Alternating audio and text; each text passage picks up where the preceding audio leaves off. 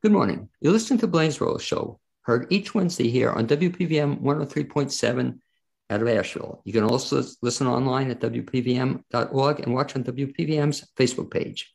I'm your host, Blaine Greenfield. I'm here in my Zoom studio in Fairview, North Carolina, with this kind of real treat. I just found out with a neighbor. And my neighbor is Rich Shydner, and you're also a Fairview guy, Rich? I am indeed. Okay. I'm a Fairview resident.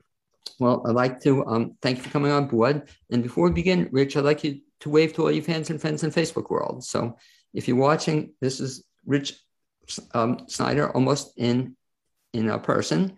And I should mention that Rich has quite an interesting background. You're going to find out more about it. But Rich has performed stand-up in the 1980s and 90s. It said 80s and 90s, but I assume that's 1980s and 90s. Yeah, I started in 77. I turned pro in 79. And my heyday was 80s and 90s, no doubt. Okay, well, he's been on The Tonight Show, Johnny Carson, Late Night with David Letterman, well, writing for TV shows such as Roseanne. Now, here, it's what we're going to be talking about, too, is the idea to write and perform a show about stand-up comedy, an original American art form, originated from conversations with his friend, the late, great Phyllis Diller. And the question I ask Rich, first of all, is you grew up where? Pennsville, New Jersey, southern part of the state.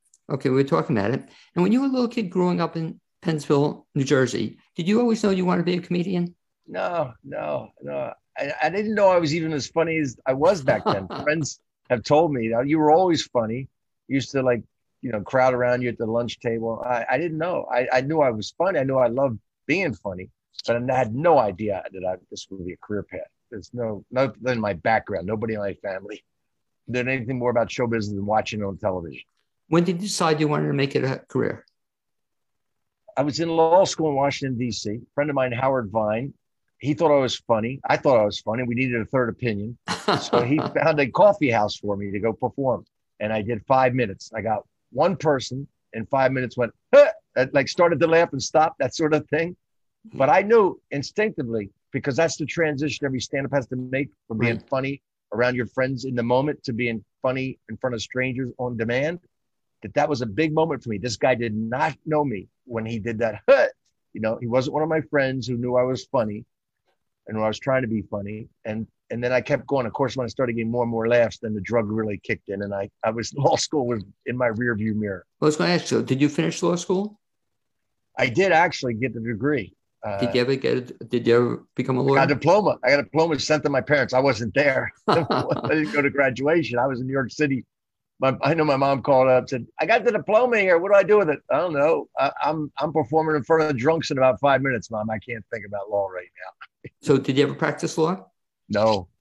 Interesting. So go back to that first performance, first laugh. I have this great idea for a fundraiser, Rich. I've shared it, I think, with Jeff and some other people we know. But wouldn't it be cool, like when you did that first performance, I assume they don't have a video clip of that?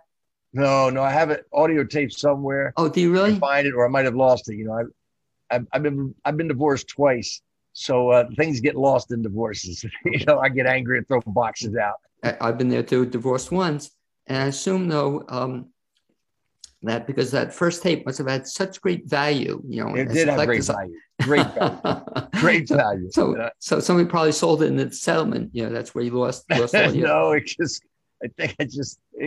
don't know. Maybe it's upstairs in the attic. I'll keep looking for it. Well, anyway, so the idea for the fundraiser, Rich, is we should get everybody to do their first show, the first routine, so we'll do that at Exalt or something. Everybody has their first 5 minutes of fame.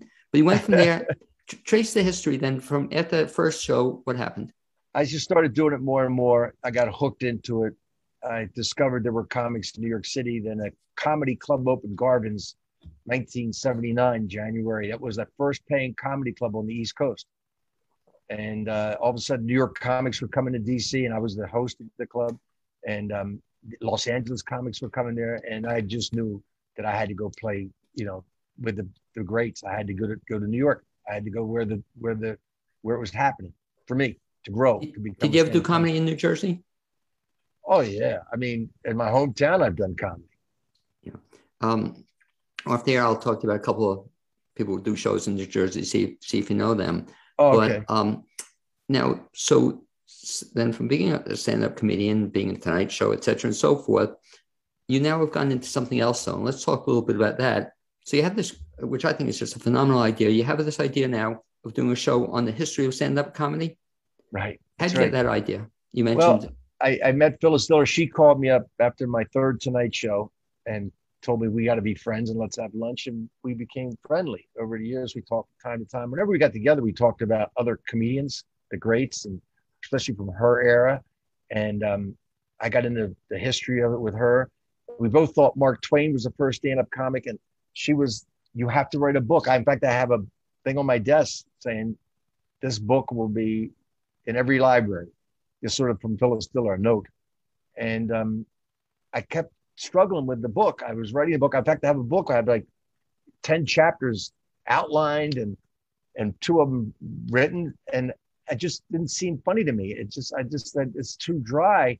So my wife, my third wife, the one, she said, look, to make things funny for you, you have to go on stage. Interesting. It's good to go on stage and see what you can find funny about this history. And as I started doing that, I realized I also found the thread line for me, which was what did the stand-up comics say about America at any given time? Because America's zeitgeist is reflected in its jokes. The fears and obsessions of America, you can tell by what they're laughing at. And so once I found that thread line and I started going on stage, I started getting stories and jokes that I could do that was 100-year-old jokes that still work. I mean, comedy doesn't time travel like music. So, but it just became a progress of finding things and more stories and what particular comics said about any era and why they, but mostly why they became who they became and how technology changed it or events changed stand-up comedy. It's a reflective art form. And so it may be the most reflective. It's the most immediate and probably the most disposable. It has the shortest lifespan. Well, you were mentioning that comedy is, you talk about the history of stand-up comedy. Yes. If not Twain, or it might have been Twain, who else were some of the first stand-up comedians? The first stand-up comic was a man named Artemus Ward. Got me on that, yeah. Yeah. I found him by reading Twain, and Twain had an essay on the funniest man he ever saw. Too and cool. He said in this essay that what he did, which we thought was stand-up comedy, which I define as one person performing in front of a live audience for the express purpose of making them laugh. That's it. Great line. As simple as I can make it. And what Twain did, he learned from watching Artemus Ward. And they had there's a great story about them meeting out in Virginia City, Nevada, where Twain was the editor at this newspaper called the Territorial Enterprise in this great mining town. There's a boom town. And Artemus Ward comes through there to do a show. And Twain is excited because he's a funny man himself. They're both around the same age or 1 year apart. And he's in the audience laughing, but he's a beat behind, like any comic would be, because he's studying what Artemus is doing. So he's a beat behind the audience. So the audience would laugh, and then Twain would give this sort of donkey laugh. He had like that. And it was throwing off Artemus Ward's timing. So after about 3 of these, after one of his donkey laughs, Artemus Ward looks over to Twain and said, "Somebody water that jackass." So he also had the first put down of a or a heckler. He was every bit of a comic, Artemus Ward was, and him and Twain talked about it. And they had a week of just drinking and hanging out. And in fact, Artemus Ward had Twain's first story published, The Jumping Frog, Smiley's Jumping Frog. He gave that to Artemus Ward in Virginia City. Artemus Ward took it back to New York and got his publisher to publish it. So that started him on his writing career. And then he died of tuberculosis, Artemus Ward did, when Twain was going on stage the first time to do stand-up. Now, have you seen? There's so much more to it. I talk in this thing. No, but will you talk about that at the show also? Oh yeah. I've written a script about Artemus Ward. I'm a huge fan. Yeah. Well, the good thing about that too, you could tell stories and nobody's going to dispute them because nobody knows. So no. Well, I never want to have anybody on and go that. No, that's not. I mean, but you never have to deal with that, where you could take you could take any joke in there, and put it as one of his jokes, and laugh at it. It's funny. This is what I'm sorry to interrupt, but there's a joke that I would like to do, but if I say it, people know it, but they don't know it's Artemus Ward's joke. That's how long this thing has lasted. Right. The joke is when somebody says it's not the money, but the principle of the thing, it's the money of the thing. Yeah, but give him credit. So I do. yeah, but it's a great line. So the Holbrook, I assume somewhere along the line you saw the Hal Holbrook? Sure. Yeah, and that I never realized until I saw that how funny Twain was. But that was such a brilliant rendition of Hal Holbrook, who nobody knew who Twain was. Actually, he could have been anything, but he just carried it off. So you taught me something tonight. First stand-up comedian, never known that. Go after that, some of the early guys and gals. Well, Twain was the next. There really wasn't a lot. They were doing this lecture circuit. They were performing. Vaudeville started in the 1880s, and that's when you started seeing more and more stand-up comics. Between the time of Artemus Ward, who started in 1861 and died in 1866, and Twain, there was really after dinner speaking, which Twain did a lot, and these lecture halls. But the saloons were horrible. The saloons were like the bars today. They were really brothels. I was going to say that, yeah. And there were just men and women of the night. There were no decent women would never go in these places. The men were drinking. It was crazy. They like teens, because teens would go on stage and just beat on each other before the audience did. You go, we'll do it before you get the idea to do it. That's where you got slapstick from. They would just stand on stage and sort of a lot of Punch and Judy stuff. So there were no stand-ups there. But vaudeville came, and then just found more and more stand-ups coming into being. So you said that was in the vaudeville era. So who are some of who are some of the famous people I may have heard of then? Well, I don't know if you heard of them, but there was Charlie Case, who was a monologist. A lot of vaudeville, of course, again, comedy goes with the technology. There was no electronic amplification. So the comics had to be loud. They did a lot of silly dancing, because that was visual in the theater. They did a lot of singing, silly songs, and props. And Ed Wynn, you might have heard of Ed Wynn. Ed Wynn, yeah. He had a long career. And by the turn of the 19th and 20th century, he was a big stand-up comedian in vaudeville. And he had props. He had like an 11-foot pole for people who would want to touch with a 10-foot pole. I love it. He had a suit of spikes, so that you could go on a New York subway and get enough room to stand. So, you said something interesting about technology, and so on target with respect to, I first became introduced to comedy with record albums. My brother was a big collector of record albums, and that was in the 50s, and then all of a sudden he would go into the Village and see all the stand-up comedians. But I don't know if that was the first time, but it became really available to, quote, the masses. If you could actually hear Dick Gregory, you could hear other comedians for the first time. Is that when it really kind of took off, you think? Huge. That was during the Revolution. See, technology came and aided those young comics. Mort Saul, who was working the Hungry Eye, Lenny Bruce was banging around those clubs. They had no way to break through to television. Was the big marketing device back then. And radio much less so by the 1950s, but television. And they couldn't get on television. They were too new. What they were doing was too different. Vaudeville comics that sort of come back with television, Milton Berle and Jack Carter, and these kind of big banana types with lots of energy and doing the same jokes. But these young comics couldn't break through. So the record album helped them break through. It was a huge marketing device. There were records before. I have 78s of people at the turn of the century. Julius Tannen, and there were a lot of comics who did records, but they were recorded without an audience. And if there's no audience, it's not a good stand-up comedy performance. The comics need the audience for timing, for energy, for everything. So now in the 50s, they had the equipment to go into the nightclubs and record the comics live there. And that changed everything. And these comedy albums you talked about, all of a sudden kids in college would have listening parties. The complete opposite of today. The big marketing device today is what? The podcast, right? Yeah. And people listen by themselves. But back then there were listening parties. My dad, I used to listen to the top of the stairs. So he'd play these comedy albums and they'd all be drinking and they'd play them and they didn't think I was awake. They'd put on a red box. It was considered dirty albums back then. But they had parties where they would listen to, my dad was a young guy and the colleges, these albums were marketing young comedians. That's what they're doing.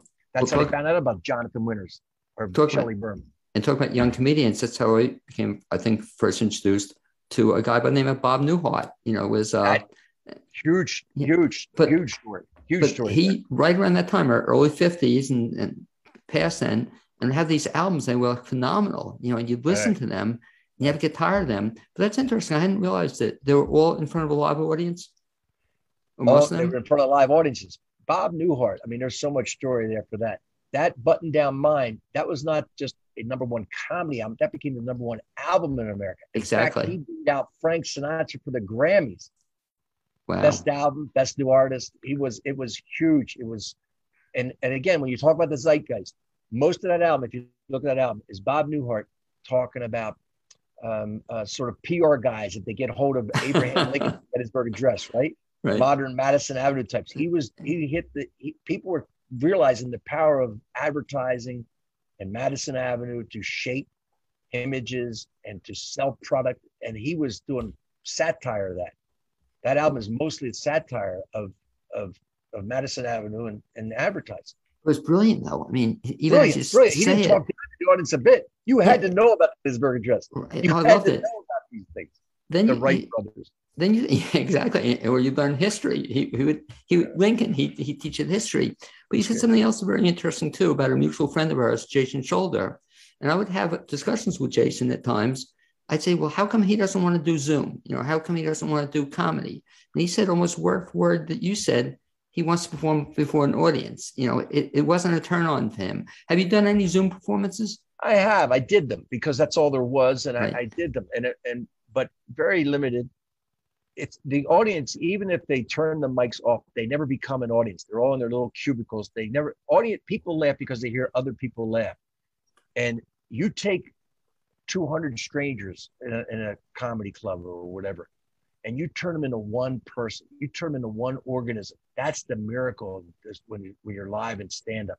That's the thrill of it. Rodney Dangerfield used to say, individually, that may be orangutans. There's a group of genius. I mean, it's really true. It's really true. They become this whole separate thing that only has a short lifespan of that hour and a half. An hour and a half, boom, they're gone. The question, I'll ask it two ways. The smallest group you've ever done a stand-up performance, and then the largest. One. You did. One person. We when comics will tell you this, it's the hardest thing to do. There's nothing. Oh, I can imagine. And there was a night that was comic strip in Fort Lauderdale was just starting in 1980 and early January 1980. So the clubs weren't like really rolling yet. It took them a few months before people understood what was going on, and then they packed these places. But there was like a Tuesday night or Wednesday night. One night there was 2 people out there, and the couple got in a fight, and the woman left. So the guy sat there. And we go to the manager at the time. We go, this one guy says, "Do the show. Do the show. You're here. You're getting paid. Do the show." So, you with one person, you just can't go up there and blast away like you're, 400 people or 200 or 100 people. You have to like get that person involved. So every comic is like, "Hi, where are you from?" They're talking to him. Right? About a third comic, they know everything about his life, his parents' life, his ancestors. It's like nothing to talk to this guy about. It was rough, man. So that must have been tough. One person show. What's the largest number of people you've ever performed before? Probably opening up for Jeff Foxworthy. There was a mountain music festival thing up in West Virginia. I think there were like 40,000 people there or something. That was probably the biggest one. Or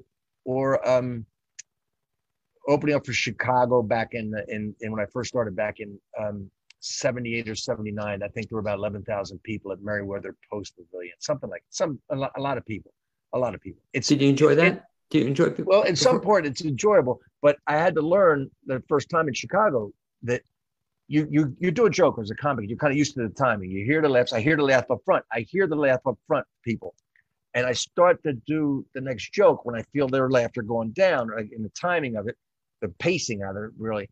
And then I hear a wave of laughter coming from the back. It took a little bit for the other laughter to come in. So I had to double back and restart material and stuff like that. So it had to learn the pacing, like waiting for all the laughs to come in. It's interesting. How about performing also before college audiences? That I'm reading lately, and you probably are too, that a lot of comedians don't want college audiences anymore. Is that true? A lot of comedians I hear saying that are all in their 60s, and they shouldn't be playing.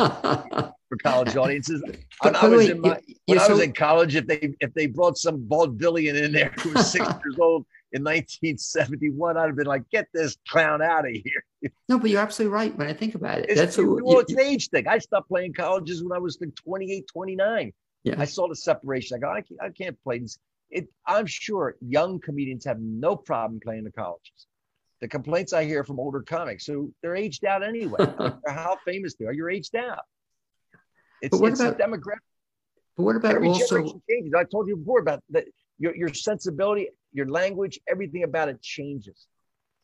But talking about the language, because that's another thing too, not necessarily a good thing for comedians, but now, and I'd like to talk to you a little bit about that, the whole idea that anything you can say can offend somebody, or, and that's like, you were in the 80s, 90s, the whole bit. It was never quite like this. Would you agree that? Well, there's always been a line. That's why I talk about this in the show.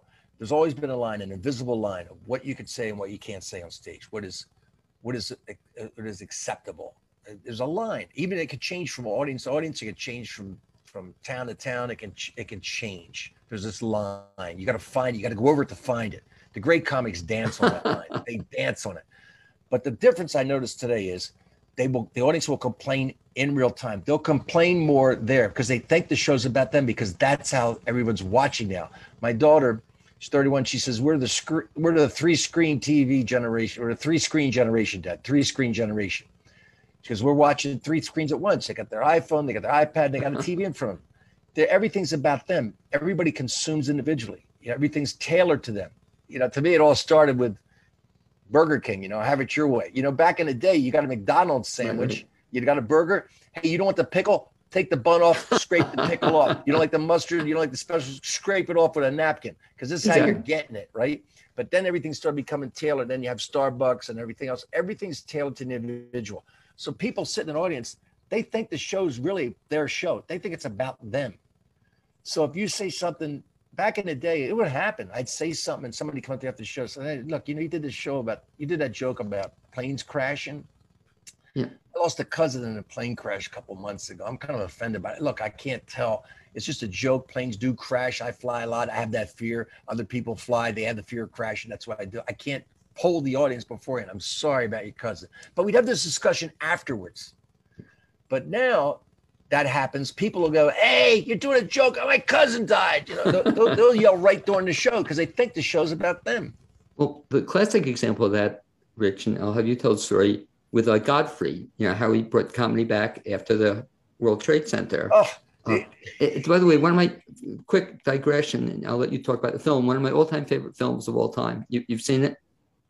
The one that talks about Aristocrats. The Aristocrats, yeah. Yeah, with Paul Provenza directed it. It's a great film. My all-time favorite films, the digression, I'll turn it back to you, is I take my now wife to one of our first dates, and she hated it, and said, and you think this is funny, and she couldn't believe I was laughing. But tell the setup of it. You don't have to tell the joke. Well, actually, the only hiccup I even had with it, and it's a great film, and Paul did a great job with it, is I wish he'd given the context of where the film basis for the film came from. That joke was an old vaudeville joke, born out of the frustration of vaudeville performers coming into an agent's office or booker's office, do their act in the middle of the day. The booker's getting his nails done, or he's on the phone, or he's eating a sandwich, not paying attention. It's demeaning. It's there's no audience for them to do their thing. So that's what it came out of. And you had to work squeaky clean in vaudeville. I mean, you couldn't say golly gee, you couldn't say slob, you couldn't say son of a gun. So that part of it, when you did something dirty, and back then, all they had to do for the original joke was say, the woman bends over. I mean, the guy bends over and she lights a fart. Yeah, that's it. That's disgusting. That's so disgusting in the 1920s that set up the punchline. What do you call yourselves? The Aristocrats. Great film, by the way. If anybody's listening, catch that film if you can. Great, it's so funny. I mean, the Sarah Silverman thing's worth it just alone. Right. What she did differently with the whole setup was, it's all great. Everyone, and Gilbert. I mean, I don't know, Paul, where he was inspired by it. Maybe it was the Gilbert thing. Gilbert dug himself out of a hole with the Aristocrats, because he did a 9/11 joke, and comedies about need time. But I think also it's just distance. It could be geographical distance. You know, I used to do a joke about whenever I see a story about a bus going off a cliff with 500 people, and in India, I always think, how'd they get 500 people in a bus? Now, American audiences laugh because it's 500 people in India. There's some geographical distance. They're not our tribe. You know? I thought you were going to say, it's not just time, it's just distance. I thought you were going to say what was wrong with the film is you weren't in it. No, you know? no. I don't have no problem with that. That would be great. But, you know, the other thing, too, that you're talking about timing. So I was not offended, Rich, but somebody made a joke about Biles, you know, the gymnast, you know, and a lot of people got offended by it, you know, that, you know, and it was a African-American made the joke and got a lot of flack on it because. What was the joke? Was it a good joke? I didn't think so, but I'll even have to dig sometimes people get angry to go, it's a terrible joke. Well, that's true. But your point is so on target is that people, and I guess stuff as a comedian, get offended at all sorts of things, you know. And social media, everybody's an expert. Everybody thinks that they have their own publishing company because they post something on Facebook. Right. They think they're Randolph Hearst, but it's really, you know, that's it. Everybody has to express their opinion all the time about everything. Remember you used to drive around back in the day? You have all these thoughts in your head. They just kind of fell out. By the time you got to wherever you go in the bar to hang out with your buddies, you go, yeah, that's stupid. I'm not telling anybody that. Now you just go, I'll put that on Facebook. Except, and I can't wait to hear what you say about him in the show. You know, then you had George Carlin, you know, and I think he almost word for word what you said, that you could just say anything and a lot of it was funny, you know. Yeah. The point is being funny. That's what Richard Pryor was like. If you're funny, it's not offensive. If they laughed, it's not offensive. Good point. Let's talk a little bit about, we just have a couple minutes here. So you're putting the show together and you put it together and you're going to be performing it, I guess, this coming weekend, and talk a little bit about what's happening. I'll be at the Attic Salt Theater here in Asheville. I guess technically Woodfin, but the Attic Salt is atticsalt.org. If you were interested in tickets, and it's going to be part one on Friday night for 3 weekends in a row, 13th, 14th, 20, 21, 27, 28 of August, 7 p.m. Part one, which will be taking us from the first stand-up comic Artemis Ward up to women coming into stand-up comedy. They didn't come into stand-up comedy until World War II. Talk about that. We'll talk about how they broke into stand-up comedy, who did it, and how it progressed for women then. And then part two will be starting off basically with the post-World War II revolution, started by Mort Saul and Lenny Bruce. It made comedy an art form, talking about that, and then up to the future, up to the present, I mean. So we'll also get to meet, was it Dottie Fields? Who was the woman comedian? Fields?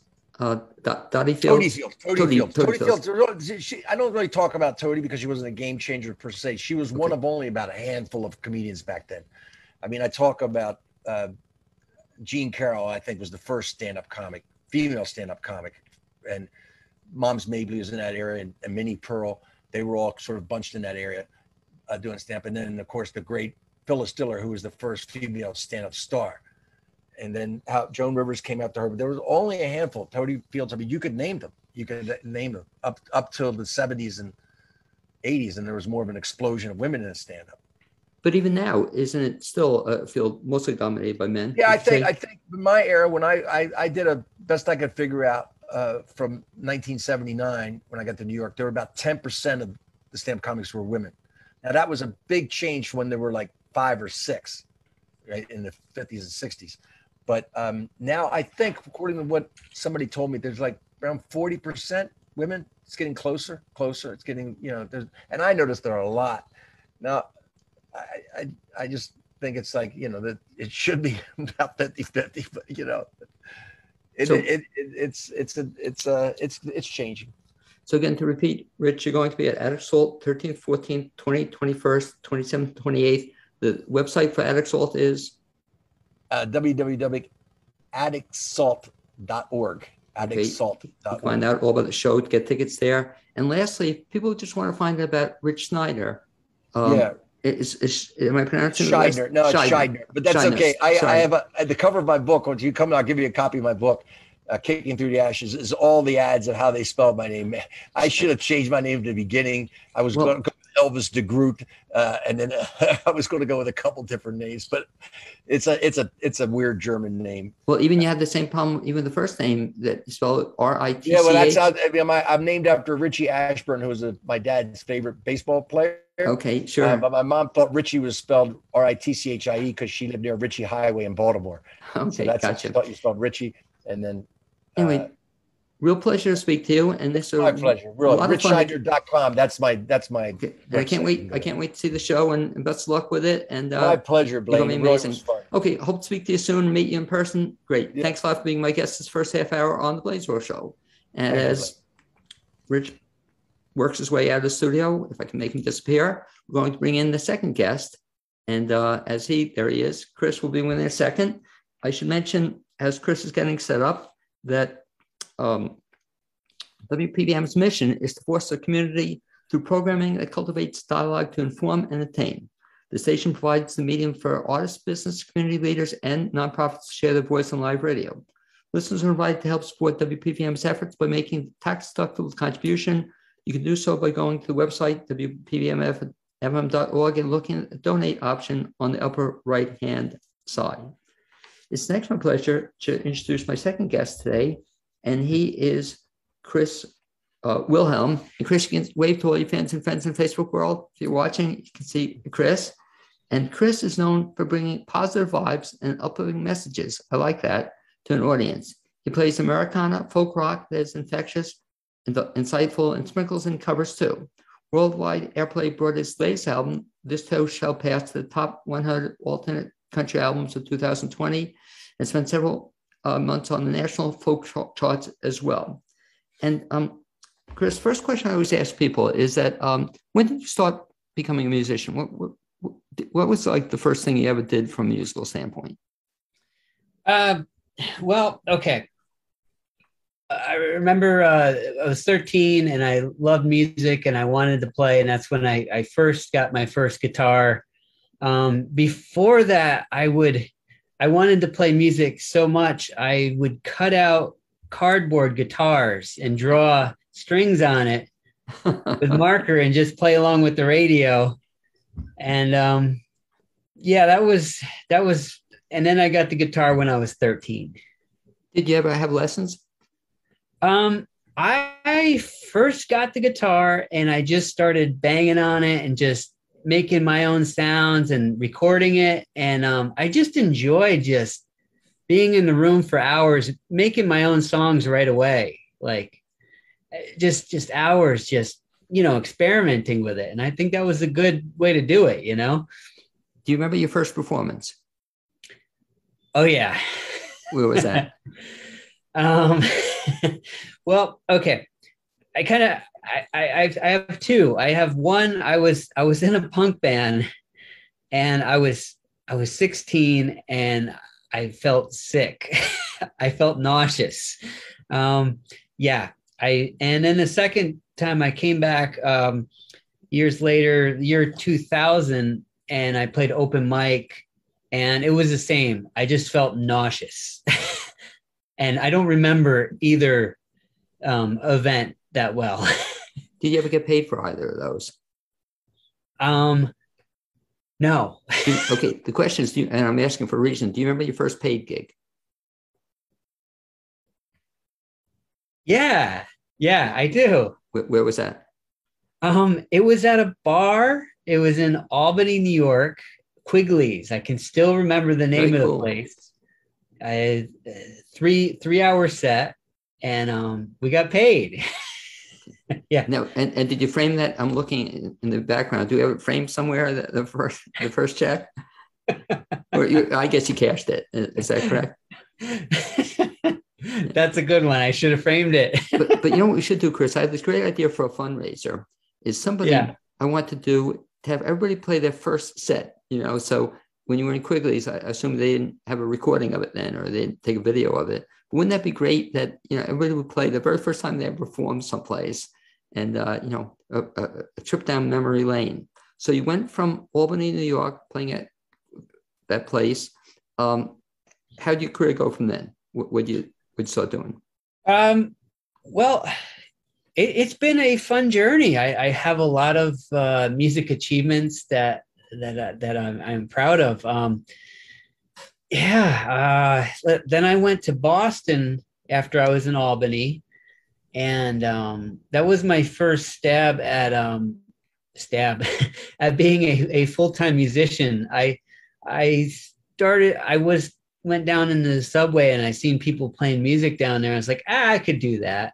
So I quit my job. I started playing the subway. I started playing at Club Passim, and just gigs all around Boston. Because it's an honorable thing to do that. Like Tracy Chapman had played down there. Yeah. So you were playing, and then you started.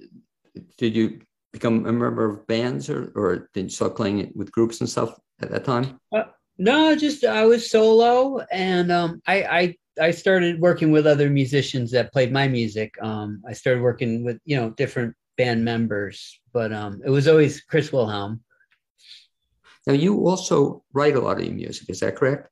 Yes, I love to write songs. Yep. How many songs have you written?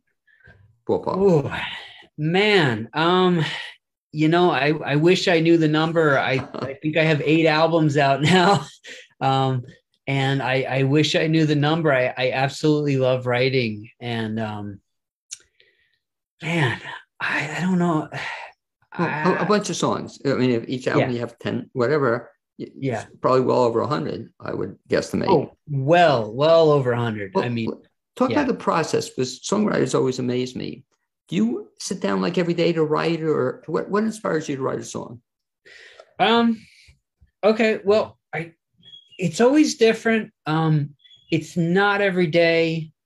But there's certain periods. Sometimes I'm in like a period where I'm writing a lot. Like if I'm writing an album, it's daily, it's a lot. But then after I'll put out a record, then I'll kind of take a break, but I'm always kind of thinking about it in my head, so like there's lyrics going on in the head a lot. But yeah, sometimes it's just doodling on the guitar or on the piano. And then sometimes it's just some lyrics written in a notebook and it kind of fits together. So it's either one, but I always try to make it a little different. Sometimes I'll try to play to a beat, on, a loop beat, so it's always, I try to make it different. You know what I mean? Where do you get your ideas for songs? Oh, that's a good question. I like that it comes through. I feel like it really comes through. I like that image of, the poet or the writer in the room, and the pen's moving, you're just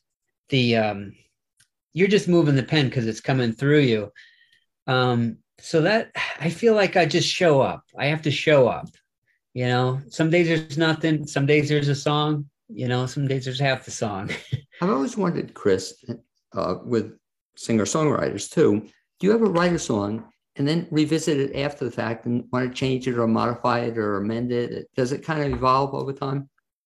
Some do. Some land in your lap fully formed, and it's great. I love it when that happens. Some you listen to and you're like, well, I'll change the lyrics on the bridge, or they're all different. I love, I always love it when it arrives fully formed. That's always great. Well, Chris, let me talk about it. I'm pleased the fact that you're willing to give a couple of samples, and why don't I have you I'll let you choose it. Why don't you play a song for us, but first tell us a little bit about the song. All right. Well, this song is called This Too Shall Pass, and it was off the record that got a lot of folk airplay that you were talking about, and definitely inspired by the pandemic. All right, so go ahead and play it. If you would, please. All right. 1, 2, 3.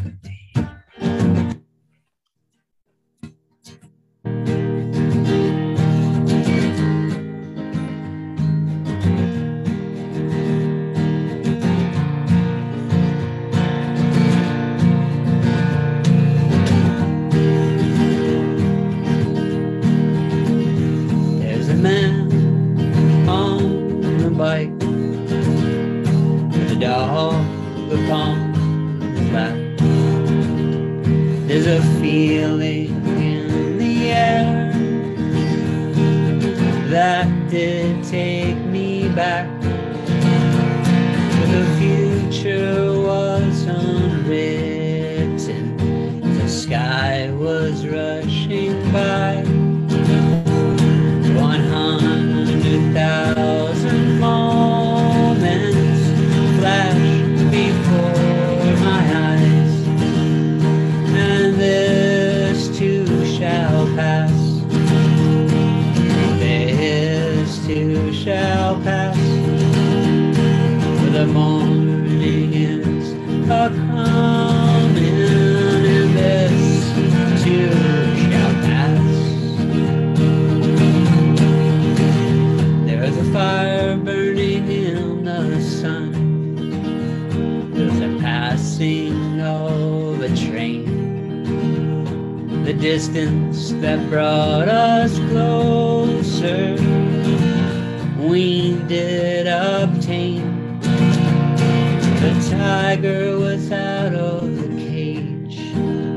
There were tears upon the page. There were so many awkward moments when people were afraid.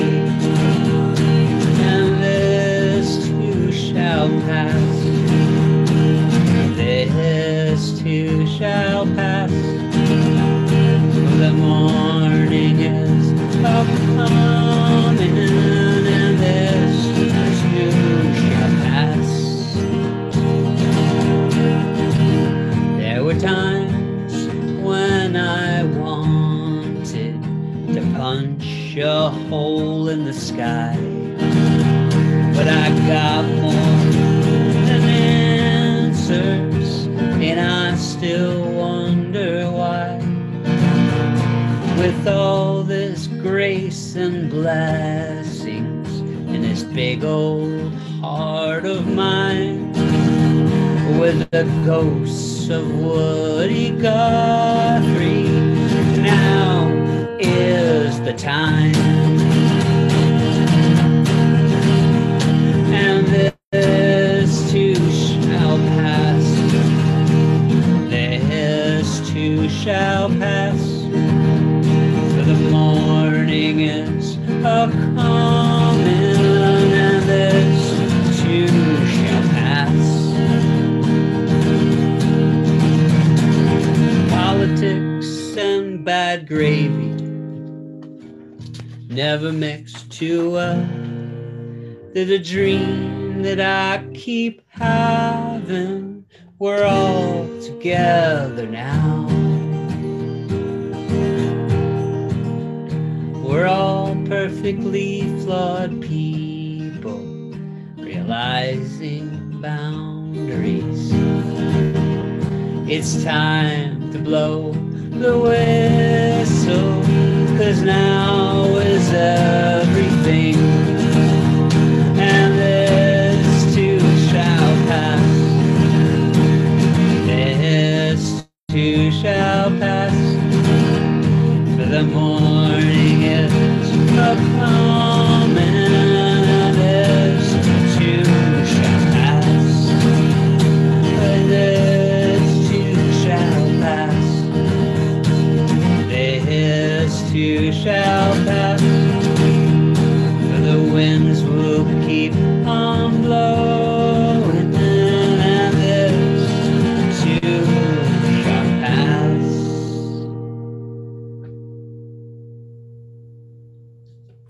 Very nice. Thank you. That song also, we should mention, it's also the name of an album you put out. Is that correct? That's already part of one. Correct, yes. And talk a little bit about that album and what was behind it. That record was recorded last year, right after the pandemic started. I recorded with a gentleman named Chris Rouser. He plays with Free Planet Radio, and a bunch of great local musicians played on it. Matt Smith from the Honeycutters plays steel guitar on there. Zach Page, excellent bass player. Sure. Yeah. Asher Lee, great singer. Debrissa McKinney sings on it. yeah, really proud of the record. It came out really great, and then it hit the folk charts. It was up there with on John Prine on one of the folk charts. If you look at my website, I got a snapshot of it. And yeah, a lot of the songs were written before the pandemic, but that one was written during it. And there's another song, I'm Still Praying for a Miracle, and I just feel like I got what was in my head on that record. I just felt like it's just, here I am, here it is. And since you mentioned it, Chris, why don't you just talk about the ways people can find either that CD or your other music or information about you in general? Best bet folks should do is what? Oh, chriswilhelm.org, chriswilhelm.org, or the records are also on Bandcamp too. Okay. And chriswilhelm.org, you spell Wilhelm with one L, is that correct? Yeah, Wilhelm. So okay. There's two in there. Okay, well, two, but one in the middle, so you can get Chris's this information about this particular CD. And then also almost perfect timing. So that one came out, tough time for a CD to come out, but in the middle of the pandemic. And you're in the process, and update me on that, I know, of releasing some new stuff. Is that correct? Yes, I just, June 17th, I put out a only online on Bandcamp. It's called Joseph's Garage, and it's 12 new songs. They're demos on, and they were recorded on a Tascam cassette recorder, just like Bruce Springsteen Nebraska record. And it's great. All the cuts and bruises are in there. There's some tape hiss. But can you imagine that's how stuff used to be recorded? You know, that's the way they did it, right? I like it. I like the analog. Yeah. Well, talk about that, Chris. It's kind of interesting because I know some music obviously always changing, but right now that used to be you'd have to have a CD. You know, it's funny. I just digress a second.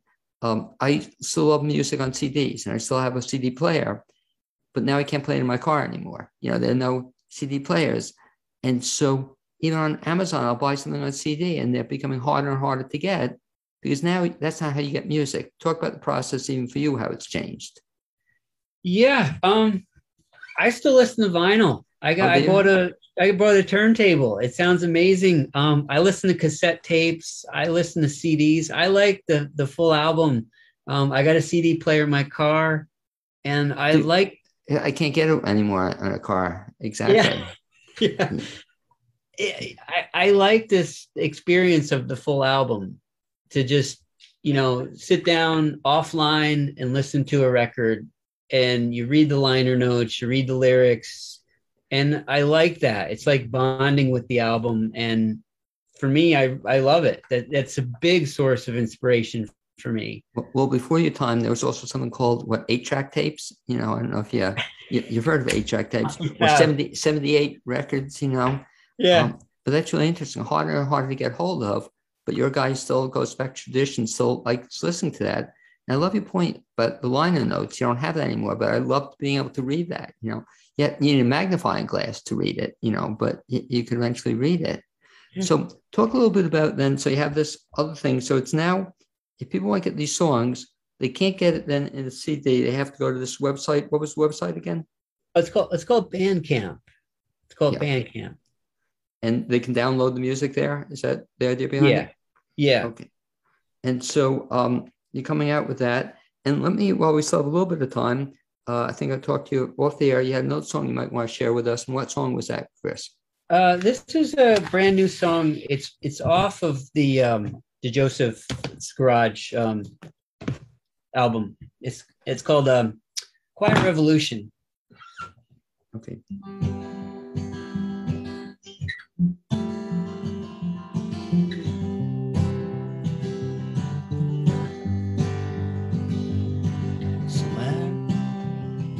Along the way, I heard someone say, remember where you came from, don't look the other way. some will have their point of view, may not be right for you. Let's follow the river, you may find yourself anew. It's a quiet revolution. Can you feel it in your soul? There's no time for fighting. We're all just people.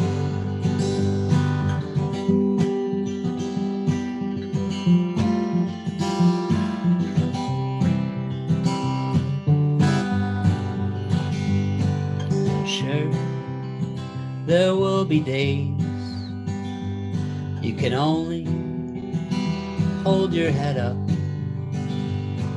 and all that we forgave, and all that we let go of. Let's reach out our hands. Let's turn this dream around. Let's celebrate this life,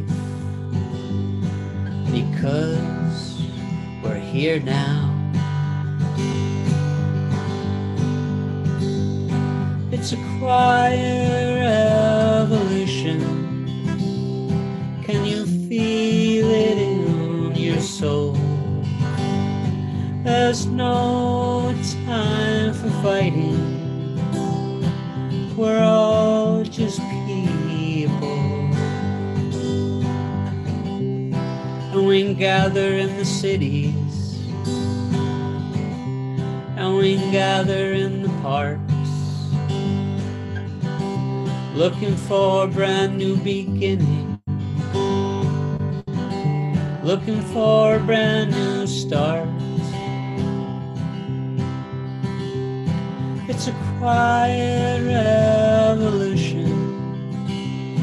Can you feel it in your soul? There's no time for fighting. We're all just people. It's a quiet revolution. Can you feel it in your soul? There's no time for fighting. We're all just people. Very nice. Question. In terms of what you do, you prefer writing or performing? Oh, I really like both of them. I don't know. That would be too hard to choose one. I really like both of them. Both of them, there's magic in both. How about where you perform? Do you have a preference as to what kind of place you like playing at? I like playing at the ISIS Music Club. Great place, The ISIS yeah. Music Lounge is great. The music hall. Gray Eagle is great. I like the Gray Eagle too. Those are two of my favorite places. You ever play any colleges? Not in a long time. A funny story, back in 2004, a friend of mine got us a gig opening for the Dropkick Murphys in Albany, New York. That was the last time I played at college. Yeah, because I'm listening to you, I'm loving it. I'm saying to myself, this kind of music I grew up on, I'd love to hear this. Like, talk about in terms of some of your influences. What kind of, who do you follow and like listen to? Well, I like a lot of the classics. John Prine is one of my favorites. Bruce Springsteen, I just keep getting more and more into Bruce Springsteen. He's just really pulling me in. Neil Young is huge for me. Tom Petty, Paul Simon. Tracy Chapman is one that I recently discovered that I really, really like. I start listening to full records, and she's great. because I'm listening to you and I'm thinking, yeah, maybe Paul Simon. It's what I love about your music is that, first of all, I can hear it. I can hear the words. I can hear every single word you sing, and it doesn't blast me out. It's really fun. So you're a storyteller, I would say, in terms of the way you perform. Did you ever go back before then? Did any other artists, you got into listening way back when? Like Harry Chapin. You ever listen to Harry Chapin? No, not Harry Chapin. I like Gordon Lightfoot a lot. Okay, I love Gordon Lightfoot. Yeah. Yeah, I like Gordon. Of course, Bob Dylan, of course. But you never listened to Harry Chapin? I have not, no. But you know who he is, right? Oh, yeah. Okay. Oh, yeah. Do yourself a favor, because again, your voice is a very sweet voice, very reminiscent, of, I was trying to think who it's like. It's also too bad because I grew up a couple of years before you, and, I used to go to shows in colleges and, whatnot, where they have a singer such as yourself, and it's a shame because you don't see that in colleges anymore, but that's how I grew up. I'd love to see you before a college audience. But it's a certain, I guess, have to be in a certain kind of mood to enjoy your music. Do you prefer when you perform? Do you prefer by yourself or with others? I like playing with at least one other person or a band. There's something about, for me, with the energy with at least one other person. But I do love performing with a band. And I love playing with pedal steel guitar. Yeah. How many instruments do you personally play? I play the acoustic guitar and piano. Yeah. And piano, how'd you learn that? I just taught myself out of a book, probably 10 years ago. Because now it's interesting, Chris, that people teach themselves now through YouTube videos, that used to be, it wasn't even 10 years ago, but you can learn, I guess, most anything if you want to play it, or if you ever need a backup and you want a kazoo player, I'm there. That's my one instrument. I could play the kazoo. What do you see in the future for Chris Wilhelm? Where do you see the next couple of years going? Well, I would love to do a world tour. I would love that. Playing the theaters. I would love to play the theaters around the world. That would just, places like the Ryman, the Orpheum Theater, more at the Isis Music Hall or Great Eagle, just a theater size rooms, like the size like John Prine would play during his career. Question in terms of, you're talking about size of crowds. What's the first of all, the smallest you ever played before? The fewest people you ever performed before? Oh my goodness. The one time there was this big storm in Boston, and I went to the gig and there was 2 people. and did the show? Did the show. Yeah, how was that? They told me not to work so hard. that must have been a challenge. You come to 2 people. How about the most number of people you ever played before, approximately? There was a concert in Tennessee called Lyrics on the Lawn, and it might have been, I don't know, maybe 1,000, 1,500, but it looked like so full, people on the lawn, and we printed out lyrics, so everybody had the lyrics for a song. Cool. And that's when I was doing the Wilhelm Brothers gig too, and we were playing 200 shows a year, so that was the biggest one that we did. And the Wilhelm Brothers, you have a brother who plays with you, or is this a name? This was a band that I did for a while with a German cellist, and we looked alike, so everybody called us brothers. So the truth comes out, there was no other Wilhelm brother, but you just called it the Wilhelm Brothers. Yeah, and those records are online too. Great. Chris, I'll just ask you to repeat one more time. If folks want to find out about you, talk about some of the ways to track you down. chriswilhelm.org, Bandcamp. You can buy the albums, and same with chriswilhelm.org. Facebook, easy to find on Facebook. So those are the good ones to.